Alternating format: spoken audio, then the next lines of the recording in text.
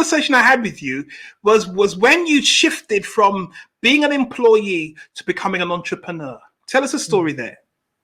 Okay, so what happened is last year, so for years, people have been saying to me, you should be stepping out of yourself and you should be doing your own business. And I always thought, well, it will come when it happens. So last year, my organization went through a big change.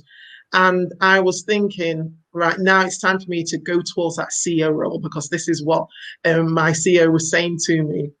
But then I remember in the midst of all this, I felt my spirit saying to me, is this where you really should be going? So I remember praying and saying that if this is where I should be going, that's fine. But if not, then something major needs to happen in order for me to move out. And what happened?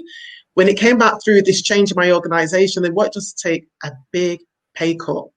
And that went against my core. So I just thought, that's it, I'm out of here. So I took the redundancy. Everyone could not believe that after 18 years, that I was going to leave this organization. And so on the 24th of March, when everything went into lockdown, that was the day that I actually left my organization. And that really it kind of hit me, because I knew that a team was going to be put together to help me to go forward. And that team went there. So I had to do things on my own with the help of my daughter, so not on my own. So that's when Makings of Love actually came into fruition. The name was implemented last year. But then I actually 24th of March, okay, what am I going to do? So I stepped out. But why the Makings of Love? Where did that come from? Okay, so my cause is built on the Christian principles of unconditional love. So what unconditional love does, it helps you to get to know who you are. So when I was working so just to correct one thing that you said, I'm not just here to work with women. I'm here to work with women and men across all rages, all religion, all sexuality, because love is universal, okay? Wow. And it's very inclusive. Wow. So what happens is that when I was working with individuals, bringing it from the place of hopelessness, they don't know where they are, because I worked in the field of domestic abuse, okay? And then many people don't think it happens to men, but it does happen to everyone. So when I was seeing the changes in them, the transformations, going from a place of hopelessness to a place of being in charge of their life, I thought, right, these individuals just need to learn how just to be with themselves. But what happens when you get to know yourself? It has an impact on so many other different areas of your life. So first of all, I called it Ingredients of Love, but that name was taken. So I thought, what else is going to happen? And the reason why I thought about Makings of Love as well, I don't know if I shared this with you, but so many individuals were saying to me that their intimacy, their sex life improved so much. So I thought, so why not call it Makings of Love? So it incorporates all the ingredients, and then you know that, yes, it's mainly the only focus is on you, but then it's the benefit it has in all other areas of your life. So Makings of Love. So you make love, you enjoy yourself, and you enjoy your partner, or you enjoy anybody that you're around. Wow, that's amazing. So that's where the acronym charity comes from. So what happens with charity? I went through so many different name changes. So the original name for unconditional love was charity. That was first used in England.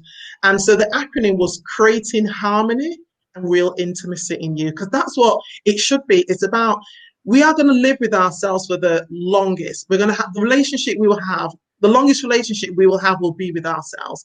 So why are we not having harmony? The real intimacy should be with me. So whatever intimacy I have with me, whoever I share that with, whoever's presence I am in, it will just transfer naturally over into that environment. So that's where it came from. So the longest relationship I'm going to have is with myself. Is with yourself. Because even imagine if you met someone at 16 years of age, okay, and you've known yourself for 16 years. If you've known them for a year, they've only known you one, but you've known yourself for 16 years. You've got all that information on yourself that you've got to share with them.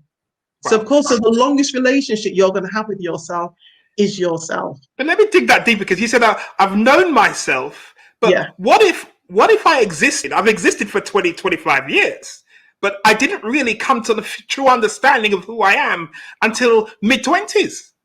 Okay, so even if you've existed, you still got that information. Whether the information is good or whether it's bad, it's still information you've got that nobody else has got. And it's for you to share that with someone. So yeah, you may get to 25. So now you're seeing, okay, now I need to reflect. Now I need to sit back. Now I need to kind of understand what was going on in my life. What do I want to keep? What do I want to let go of? You still have that information. Nobody else has that.